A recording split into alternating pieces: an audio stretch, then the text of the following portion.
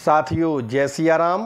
एक बार पुनः आपका हमारे चैनल मोक्ष पथिक में हार्दिक स्वागत है।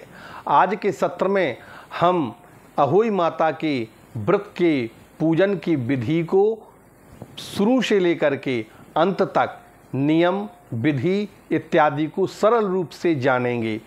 आइए प्रारंभ करते हैं। अहोई अष्टमी का व्रत दिवाली उत्सव से लगभग 8 दिन पहले कृष्ण पक्ष की अष्टमी को किया जाता है। उत्तर भारत में पालन किए जाने वाले पूर्णमांत कैलेंडर के अनुसार यह कार्तिक मास में पड़ता है और गुजरात, महाराष्ट्र एवं अन्य दक्षिणी राज्यों में पालन किए जाने वाले अमांत कैलेंडर के अनुसार यह आश्विन माने कुंवार मास में पड़ता है। हालांकि केवल माह के नाम भिन्न भिन्न हैं। अहोई अष्टमी का व्रत एक समान दिन ही किया जाता है। अहोई अष्टमी का व्रत एवं जो पूजा है उसमें माता अहोई अथवा देवी अहोई को समर्पित है। स्त्रियां अपनी संतान की प्रसन्नता एवं दीर्घायु की कामना से इनकी पूजा और अर्चना करती हैं। अहोई अष्टमी के दिन को हम अहोई आठें के नाम से जानते हैं, क्योंकि यह व्रत अष्टमी तिथि पर किया जाता है, इसीलिए अहोई अष्टमी या अहोई आठें भी कहते हैं, जो चंद्र माह का 8वां दिन होता है। अहोई अष्टमी पर माताएं अपने पुत्रों की प्रसन्नता हेतु उषा काल से सायंकाल तक व्रत करती हैं। आकाश में तारों का दर्शन होने के पश्चात ही सायंकाल में व्रत को पूर्ण किया जाता है। कुछ क्षेत्रों में स्त्रियां चंद्र दर्शन करने के पश्चात ही इस व्रत का पारण करती हैं, किंतु अहोई अष्टमी पर विलंब से चंद्रोदय होने के कारण ऐसा करना कठिन हो जाता है। हम अहोई अष्टमी की सरल विधि यहाँ पर वर्णित करते हैं, जिसका पालन भारत में अहोई अष्टमी के दिन स्त्रियां पारंपरिक रूप से करती हैं। सबसे पहले तो है संकल्प। व्रत के दिन प्रातःकाल हमें ब्रह्म मुहूर्त में जाग करके तारों की छांव में ही स्नान कर लेना चाहिए, क्योंकि इस समय कार्तिक मास चल रहा है, तो इसमें ब्रह्म मुहूर्त में स्नान का बड़ा ही महत्व है। यथासंभव हो सके तो आप किसी नदी या जलाशय में स्नान करें, और संभव ना हो तो गंगा जल में ही जल मिला करके अपने घर में स्नान करें। और स्त्रियों को अपनी संतान की कुशलता हेतु व्रत के पालन का प्रण लेना चाहिए। प्रण को ही हम संकल्प कहते हैं। संकल्प के समय यह भी कहा जाता है कि व्रत में किसी भी प्रकार के अन्न और जल का मैं सेवन नहीं करूंगी, और अपने परिवार की परंपरा के अनुसार सितारों अथवा चंद्रमा का दर्शन करने के पश्चात ही इस व्रत को पूर्ण करूंगी। अब हम अहोई अष्टमी की पूजा की जो व्यवस्था है उसका संपूर्ण वर्णन करेंगे। सायंकाल के समय और सूर्यास्त के पूर्व यह पूजा संबंधित संपूर्ण व्यवस्था कर लेनी चाहिए।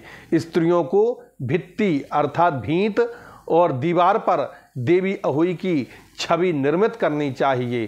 पूजन हेतु प्रयोग की जाने वाली अहोई माता की किसी भी छवि में 8 कोष्ठक बनते हैं, अर्थात 8 कोने होने चाहिए, क्योंकि यह पर्व अष्टमी तिथि से संबंधित है। देवी अहोई के समीप सेही अर्थात सेई माने कांटेदार मूषक एवं उनके बच्चे की छवि को अंकित करना चाहिए।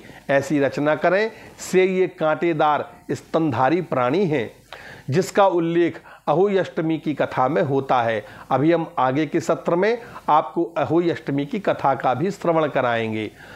अब भित्ति पर छवि की रचना करना यदि संभव ना हो तो अहोई अष्टमी पूजा का एक मुद्रित माने छपा छपाया चित्र भी बाजार में मिलता है, आप उसका भी प्रयोग कर सकते हैं।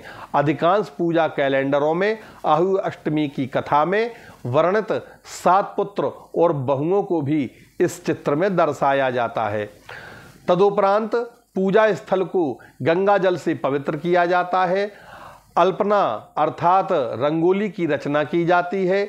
भूमि अथवा काष्ठ की चौकी पर गेहूं बिछाने के पश्चात पूजा स्थल पर एक जल से भरा कलश रखना चाहिए।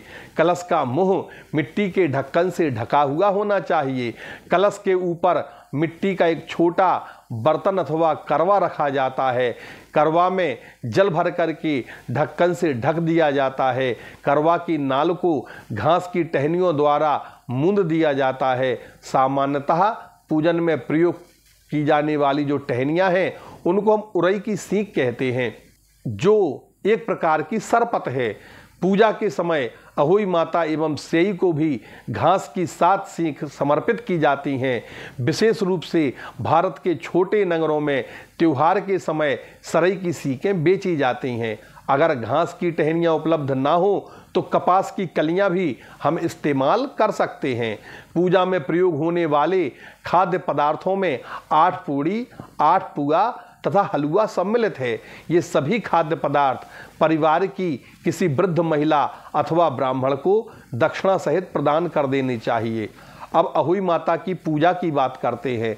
ठीक सूर्यास्त के उपरांत संध्या काल का समय पूजा करने के लिए सर्वदा उपयुक्त होता है, सर्वाधिक अनुकूल होता है। पूजा के समय पूर्ण विधि विधान से अहोई माता की आराधना की जाती है।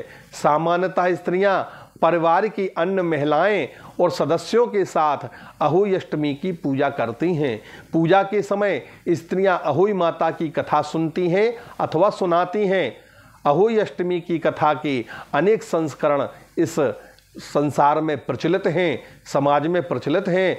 ज़्यादातर में यह वर्णित होता है कि कैसे अहोई माता की स्त्री भक्त अज्ञानवश सेई के बच्चों को मारने के कारण श्रापित हुई और श्रापित होने के पश्चात भी अहोई माता की कृपा से 7 पुत्रों को जन्म दे पाई। अहोई माता के साथ सेई की भी पूजा की जाती है तथा सेई को हलवा एवं सरई की 7 सीखें समर्पित की जाती हैं। कुछ समुदायों में, कुछ समाज में अहोई अष्टमी के अवसर पर चांदी की अहोई भी निर्मित की जाती है। चांदी की अहोई को स्याऊ के नाम से पुकारा जाता है तथा पूजा के समय अक्षत, रोली, दुग्ध द्वारा उसकी पूजा अर्चना संपन्न की जाती है। तत्पश्चात चांदी के 2 मोतियों सहित स्याऊ को धागे में पिरो करके अपने गले में धारण किया जाता है। पूजा के समापन के समय अहोई माता की जो अष्टमी की आरती है उसको गायन करना चाहिए। अब हम तारों अथवा चंद्रमा की पूजा कैसे की जाती है इसका वर्णन भी करते हैं।